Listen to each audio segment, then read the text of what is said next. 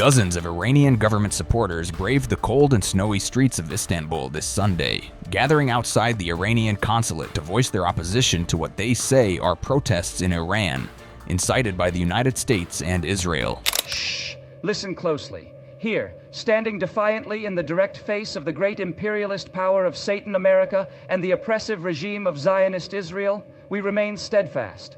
Zionist America and Zionist Israel. Of course, because in Iran there is always an effort to create chaos. Either Trump addresses the Iranian people saying, "We will bring you freedom," or Netanyahu addresses the Iranian people saying, "We will bring you freedom." Up until now, when have we ever seen America or Israel bring freedom to any country? We look at the Middle East, we look at Iraq, we look at Syria.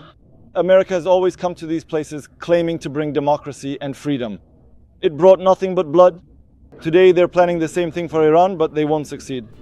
The demonstrators, holding pictures of Iran's supreme leader, Ayatollah Ruhollah Khomeini, and the late founder of the Islamic Republic, Ayatollah Ruhollah Khomeini, raised their voices in chants supporting the clerical leadership. Among the slogans were calls for solidarity with Palestine and sharp denunciations of Washington and Tel Aviv. It's all America. I myself was in Iran last week. I just got back. It's not as the media describes, it's actually calm, but still America's hand is involved. I saw a protest for a short while. There were some demonstrations by about 40 people. They were chanting slogans. It wasn't as exaggerated as they made it out to be. Later, the protest escalated into symbolic acts of defiance. Mannequins adorned with images of US President Donald Trump and Israeli Prime Minister Benjamin Netanyahu were thrown to the ground, stomped upon, and set aflame, alongside the burning of American and Israeli flags. There are legitimate reasons, of course. But to a large extent, I believe that America and Israel have significant involvement and influence in this matter. This isn't something that's out of character for America and Israel. The unrest in Iran traces back to December 28th, when protests erupted nationwide over economic hardships. Within 2 weeks, these demonstrations had swelled into widespread calls for the end of clerical rule, marking the deadliest unrest in the country since the 1979 Islamic Revolution.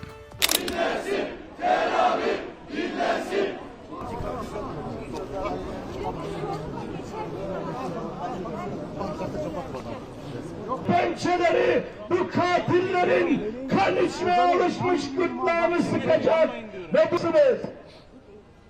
Çok sağ ol Ahmet. Allahu Ekber! Ve sizin akıbetiniz yerlerde sürünmek kalacak. Sizin akıbetiniz çiğnenmek olacak. Sizin akıbetiniz kahrolsun İsrail, kahrolsun Amerika, kahrolsun İsrail, kahrolsun Amerika. Yükselttik. Burada büyük şeytan Amerika.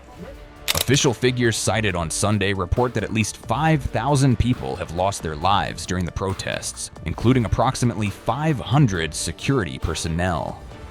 The demonstrations reflect deep societal discontent and the high stakes involved in Iran's political landscape. In Istanbul, the gathering of government supporters shows how tensions over Iran's domestic unrest are reverberating beyond its borders. For these demonstrators, the fight is not only for national stability, but also a stand against perceived foreign interference, echoing the warnings of Iran's supreme leader, who accused the United States of fueling deadly unrest in his country.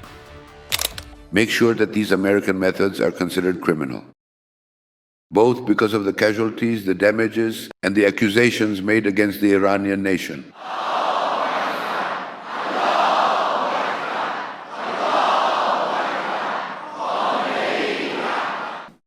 The nature of the sedition was clear. It was an American sedition.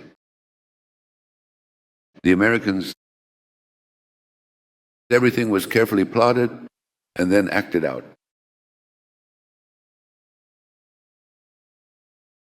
And I am stating this with absolute decisiveness, drawing upon my extensive personal background of more than 40 years of experience within the Islamic Republic. The ultimate strategic goal of the United States of America is exactly this. America's goal is to destroy Iran.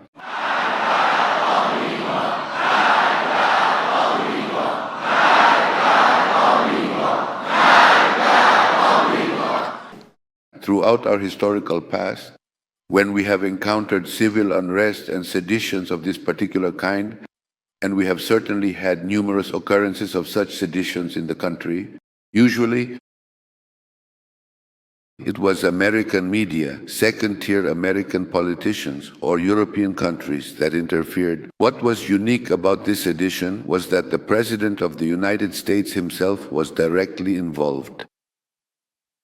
He acted in this sedition, he spoke out, he commented, he threatened. He encouraged the instigators. He sent messages from America to those people, I'll say later who they were, telling them to keep going, to keep pushing forward, not to be afraid. He said, we support you, we will support you militarily. In other words, the President of the United States himself became involved in their sedition. He was part of the sedition.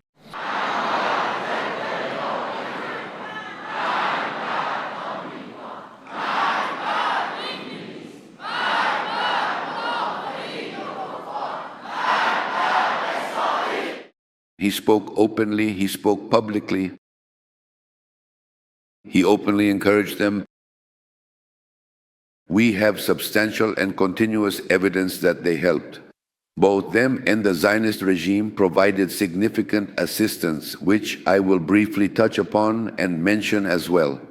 It became a monumental and historic day in our history, much like the 22nd of Bahman. We are not actively leading the country toward war. Furthermore, we have absolutely no intention of directing or guiding the country toward war. But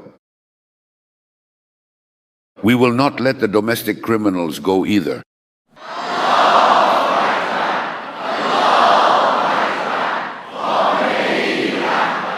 Worse than the domestic criminals are the international criminals. We will not let them go either.